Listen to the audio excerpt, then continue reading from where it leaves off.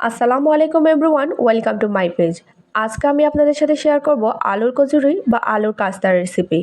একদম ফুলকো ফুলকো আলুর পুরে ভরা আলুর কচুরিগুলো সকালের নাস্তা কিংবা বিকালের নাস্তায় আপনারা পরিবেশন করতে পারেন। আশা করছি আমার আজকের রেসিপি আপনাদের কাছে ভালো লাগবে, আর ভালো লাগলে পেজ ফলো দিয়ে রাখবেন। চলুন তাহলে রেসিপিটা দেখে নেওয়া যাক। আলুর কচুরি তৈরির জন্য প্রথমে আমি নিয়ে নিয়েছি 1 কাপ ময়দা। এবার এখানে দিয়ে দিচ্ছি হাফ চামচ লবণ, তেল দিয়ে দিচ্ছি 1 টেবিল চামচ। প্রথমে এই সব কিছুকে হাত দিয়ে ভালোভাবেই মিশিয়ে নিব। সব কিছু মিশিয়ে নেওয়া হলে এবার এখানে নর্মাল পানি দিয়ে একটা ডো তৈরি করে নিব।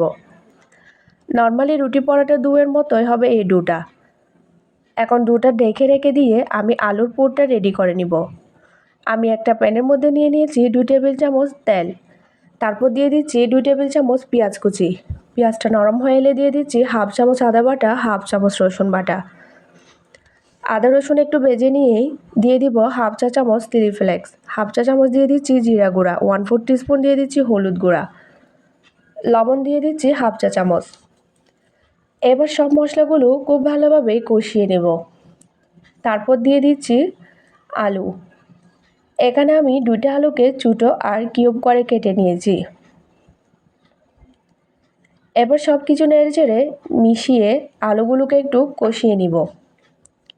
তারপর দিয়ে দিচ্ছি একটা কাঁচামরিচ কুচি। জালের পরিমাণটা আপনাদের পছন্দ মতো কম বেশি দিতে পারেন। আর 1 কাপ পানি দিয়ে এবার ঢাকনা দিয়ে ঢেকে মাঝারি আঁচে আলুটা সিদ্ধ করে নিব। এই তো আমার আলুটা পুরোপুরি সিদ্ধ হয়ে গেছে। এ পর্যায়ে দিয়ে দিচ্ছি 1 চামচ পাঁচফোড়নের গুঁড়া। এটা দেওয়ার চেষ্টা করবেন, এতে করে দারুণ একটা ফ্লেভার আসে। আর ধনিয়া পাতা কুচি দিয়ে নেড়ে ছেড়ে নিলে আলুর পুরটা রেডি। এবার ডোটা নিয়ে ডোটাকে ছোটো ছোটো লেচি কেটে নিব।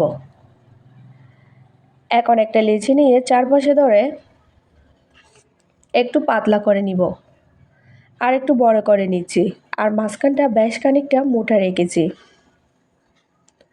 এবার মাঝখানে কিছুটা আলুর পুর দিয়ে দিচ্ছি, আর এভাবে চারপাশ থেকে চেপে চেপে আগে মুখটা সিল করে নিতে হবে।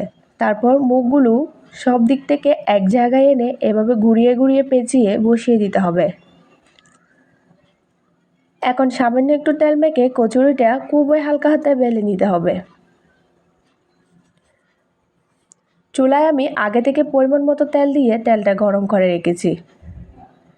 এবার আমি দুইটা দুইটা করে কচুরিগুলো ভেজে নিব। আর কচুরিগুলো কিন্তু একটু সময় নিয়ে ভাজতে হবে। আমার প্রায় 7 থেকে 8 মিনিটের মতো লেগেছে কচুরিগুলো ভাজতে। ব্যাস তৈরি হয়ে গেল আমাদের ফুলকো ফুলকো একদমই পুড়ে ভরা কচুরি। গরম গরম এই আলুর কচুরিগুলো খেতে কিন্তু দারুণ লাগে। তো কেমন লাগলো আজকের রেসিপি অবশ্যই কমেন্ট করে জানাবেন। সবাই অনেক ভালো থাকবেন, সুস্থ থাকবেন। আজ এখানে বিদায় নিচ্ছি। আল্লাহ হাফেজ।